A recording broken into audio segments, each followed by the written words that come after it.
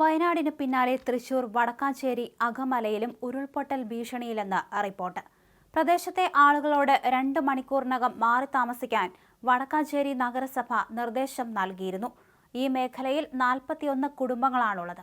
ഇവരോട് മഴക്കാലം കഴിയും വരെ മാറി താമസിക്കാൻ നിർദ്ദേശം നൽകിയിരിക്കുകയാണ്. ജില്ലാ ഭരണകൂടത്തിന്റെ നിർദ്ദേശപ്രകാരം മൈനിംഗ് ആൻഡ് ജിയോളജി 4 വകുപ്പുകൾ ചേർന്ന പ്രദേശത്ത് സംയുക്ത പരിശോധന നടത്തിയിരുന്നു. ഏത് നിമിഷം വേണമെങ്കിലും ഉരുൾപൊട്ടാമെന്നും മണ്ണിനടിയിലൂടെ ഉറവയുള്ളതിനാൽ അപകട സാധ്യത വളരെ കൂടുതലാണെന്നും പരിശോധനാ സംഘം റിപ്പോർട്ട് നൽകിയിട്ടുണ്ട്. ഇതിന്റെ അടിസ്ഥാനത്തിലാണ് കുടുംബങ്ങൾക്ക് നിർദ്ദേശം നൽകിയത്. കോഴിക്കോട് ജില്ലയിലെ വിലങ്ങാട് മഞ്ഞച്ചീളിൽ കഴിഞ്ഞ ദിവസം ഉരുൾപൊട്ടിയിരുന്നു. ആളപായം ഉണ്ടായില്ല. കോഴിക്കോട് കളക്ടറും EK വിജയൻ MLAയും ഉൾപ്പെടെ സ്ഥലം സന്ദർശിക്കുന്നതിനിടയിലാണ് വീണ്ടും ഉരുൾപൊട്ടിയത്. ഇവർ അരമണിക്കൂറോളം പ്രദേശത്ത് കുടുങ്ങിയിരുന്നു. പിന്നീട് രക്ഷാപ്രവർത്തകരെത്തി പുറത്തെത്തിക്കുകയായിരുന്നു. വിലങ്ങാട് ഉണ്ടായ ഉരുൾപൊട്ടലിൽ 13 വീടുകളാണ് കഴിഞ്ഞ ദിവസം പൂർണ്ണമായും തകർന്നത്. ജനങ്ങൾ ജാഗ്രത പാലിച്ചതിനാൽ വലിയ ദുരന്തം ഒഴിവായി. ഒന്നിന് പിന്നാലെ മറ്റൊന്നായി 9 തവണ ഉരുൾപൊട്ടിയെന്നാണ് നാട്ടുകാർ പറയുന്നത്. പ്രദേശത്ത് വെള്ളം കയറി നിരവധി വീടുകൾ ഭാഗികമായും തകർന്നിരുന്നു. അതേസമയം ഉരുൾപൊട്ടൽ തകർത്തെറിഞ്ഞ മുണ്ടക്കയിലും ചാലിയാറിലും തിരച്ചിൽ ഊർജിതമായി തുടരുമെന്ന് മുഖ്യമന്ത്രി പിണറായി വിജയൻ പറഞ്ഞു. തിരച്ചിലിനാവശ്യമായ യന്ത്രങ്ങൾ എത്തിക്കാൻ പറ്റാത്തത് വെല്ലുവിളിയായിരുന്നു.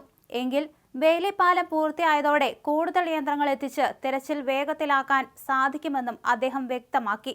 വയനാട്ടിൽ സർവകക്ഷി യോഗത്തിന് ശേഷം മാധ്യമങ്ങളോട് സംസാരിക്കുകയായിരുന്നു മുഖ്യമന്ത്രി. മുണ്ടക്കയിലേത് ദേശീയ ദുരന്തമായി പ്രഖ്യാപിക്കണമെന്നാണ് സംസ്ഥാനം ആവശ്യപ്പെടുന്നതെന്ന് പറഞ്ഞ മുഖ്യമന്ത്രി ദുരിതാശ്വാസത്തിന് നേരിട്ട് സഹായവുമായി ആരും വരരുതെന്നും അത് സ്വീകരിക്കാനാവില്ലെന്നും വ്യക്തമാക്കി. ചീഫ് സെക്രട്ടറിയും DGPയും ഉൾപ്പെടെയുള്ളവർ യോഗത്തിൽ പങ്കെടുത്തു. മന്ത്രിസഭാ ഉപസമിതി വയനാട്ടിൽ തുടർന്ന് ദൗത്യങ്ങൾ ഏകോപിപ്പിക്കും.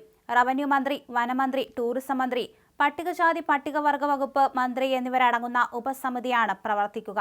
നിലവിൽ രക്ഷാപ്രവർത്തനത്തിൽ ശ്രദ്ധ കേന്ദ്രീകരിക്കുന്നതിനാൽ തൽക്കാലം ആളുകളെ ദുരിതാശ്വാസ ക്യാമ്പുകളിൽ തന്നെ താമസിപ്പിക്കും.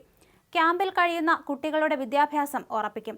കുട്ടികളുള്ള സ്ഥലത്തിരുന്ന് വിദ്യാഭ്യാസം തുടരാം. വിദ്യാഭ്യാസ വകുപ്പ് ഇതിനായി പ്രത്യേക ക്രമീകരണങ്ങൾ ഒരുക്കും. നിരവധി പേരുടെ മൃതദേഹങ്ങളാണ് കണ്ടുകിട്ടിയത്.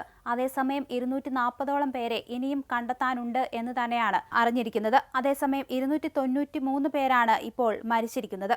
ജീവനോടെ ഇനി ആരെയും കണ്ടെത്താനില്ല എന്ന് തന്നെയാണ് മുഖ്യമന്ത്രി യോഗത്തിനു ശേഷം പറഞ്ഞത്.